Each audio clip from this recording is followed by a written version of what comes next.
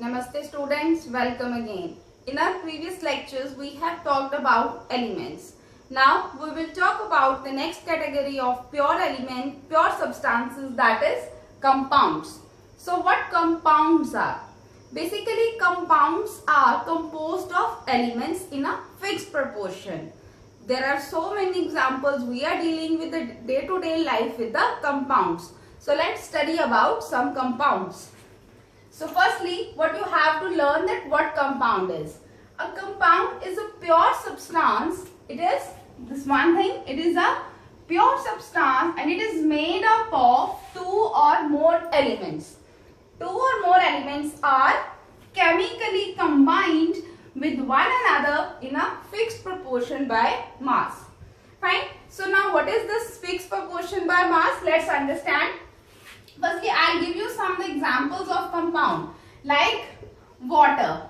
It is a compound. It is formed from the two elements. The two elements are hydrogen and oxygen. Another example, carbon dioxide. It is formed from two elements, that is carbon and oxygen. Right? Another, for example, that is ammonia. It is formed from two elements, that one is nitrogen and another one is hydrogen. The two elements are present there. So many examples. Common salt we are using. What is the chemical formula of a common salt? That is NaCl, sodium chloride. It is composed of two elements. One is sodium and another one is chlorine. Fine. There's washing soda, right? Na2CO3. This is sodium carbonate. It is composed of sodium, carbon and oxygen. It is more than 2. There are so many. Okay. You are wondered that how many elements are there known, that is 118. But the numbers of compound, they are very large.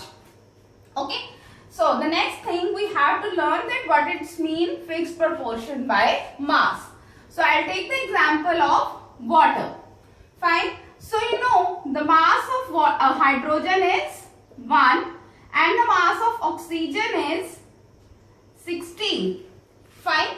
So here I am having how many elements? 2 elements of hydrogen. This is the mass for one element. Right? One element का mass कितना है? 1. और एक element oxygen का मास कितना है? 16. So what will be the mass of two hydrogen atoms? 2. I have to find the ratio. I'll write in the form of ratio. Ratio of masses. Ratio of mass of hydrogen and oxygen. I am having 2 hydrogens. Fine. So I write here 2. Fine. And the mass of oxygen is 16. That is 2 ratio 16. You simplify it. It will be 1 ratio 8. So the composition of water, the mass ratio is 1 ratio 8. Fine. Similarly, we'll see the example of this carbon dioxide.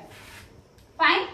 Now, I write here carbon and I am having 2 oxygens. Fine. The atomic mass of carbon is 12 and the mass of oxygen is, one oxygen is 16 and mass of the 2 oxygens will be 32. Simplify it. It will get, you'll cut it, that it will be, you can simplify it on the table of firstly 2. That is 6 ratio 16. Another simplification you can do, this is 3 ratio 8. It means the composition of carbon dioxide, that is by mass, that is 3 ratio 8 and it is fixed. It is not changed. Whatever be the source, fine. Whatever be the source of the hydrogen and whatever this water and whatever the source of this carbon dioxide, their ratios will be fixed. Their ratios are always fixed. Okay, you know the sources of water. It may be pure water. It may be any dirty water. Ocean may be the source. Fine. And river may be the source, rain may be the source, whatever the source is but the mass, by mass, they are proportionally fixed. Same with the carbon dioxide and with all other compounds. Fine. So their mass, they are chemically combined in a fixed proportion by mass. By mass, their proportions are fixed. I have taken 2 examples. There are many more. Fine. One thing more about this compound, that these compounds can be chemically formed. Fine. They can be chemically formed or they can be decomposed also by some chemical method. Fine. For example, I am taking the example of water, that we can compose water by mixing, that is hydrogen and oxygen. When hydrogen and oxygen are combined, it forms water. Fine. So their ratio by mass, the proportion by mass, that is fixed. And they can decompose also. How decompose? The water is decomposed by the process of electrolysis. Fine. Electrolysis means when we pass the electricity through water and they decomposed into hydrogen and oxygen. Fine. So there are too many properties of compounds also. This is only the 2 I have discussed. Now let's discuss all the properties of compounds. Now let's discuss the properties of compounds. So starting with the first property that we have already discussed, that compounds consist of 2 or more elements combined in a fixed proportion by mass. By mass, their composition are fixed. The example I have taken, that is water. This composition is fixed, that is by mass, that is 1:8. Always their composition is 1:8. For example, that is carbon dioxide. The composition is always composition of, that is proportion by mass, that is always same, that is 3:8. Fine.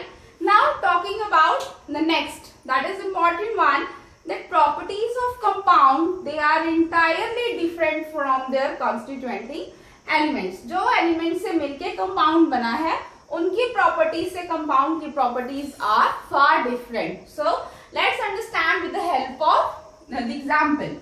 I am taking the example of water. Fine. Water is composed of hydrogen and oxygen. They both are their form is, they are gaseous state. The state is gaseous.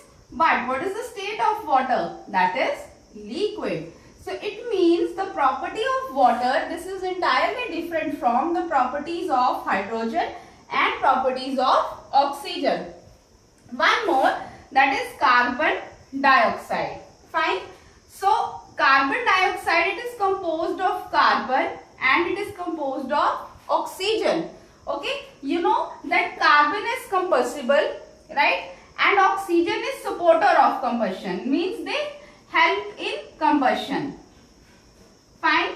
Carbon and oxygen separately, they help in combustion. But what is the property of carbon dioxide? It used in a fire extinguisher, means its properties are far different from its constituting elements. Many more examples are there, like sodium and sodium chloride, the common salt we are using. The properties of the sodium and properties of the chlorine are far different from the properties of NaCl. Fine. So next see the third property, that is the constituent elements of the compound cannot be separated by physical method. There are having different types of methods of separation that you have learned in your junior classes. So there are different physical methods like hand picking with the help of a magnet and all. But the compounds of elements, they cannot be separated by physical method. Here I am talking about physical method only, that we cannot separate. For example, I am having the compound, that is iron sulfide. This is a compound, iron sulfide. Fine. It is composed of iron and sulfur. Fine. It is composed of iron and sulfur. If I want, you know that iron is attracted towards magnet. right? The magnet can attract iron. And the sulfur, it is dissolved in carbon disulfide, sorry, CH2, that is, it is dissolved in carbon disulfide. Fine. So if I have this compound, this is iron sulfide. If I bring magnet near to it, what I'll do? I'll bring magnet near to this compound FeS, that is iron sulfide. No piece of iron is attracted toward the magnet because this is a compound and its properties are far different from the properties of iron and sulfur. Similarly, if I dissolve this iron sulfide in carbon disulfide, fine, if I dissolve iron sulfide in carbon disulfide, you will see that it is sulfur is not dissolved in it. Sulfur is not dissolved in it. Fine. So this is the reason that why the constituent elements of compound, this is a property of compound, that its constituent elements, they cannot be separated by physical methods. Fine. So now these are the three properties of the compounds. Now let's discuss some more properties of compound. Now let's discuss the another properties of compound. The next property is that compounds are homogeneous in nature. Fine. Homogeneous means that throughout the sample their composition is same and no boundaries can be seen. For example, you can also see the example, simple example I'll give you, that is water.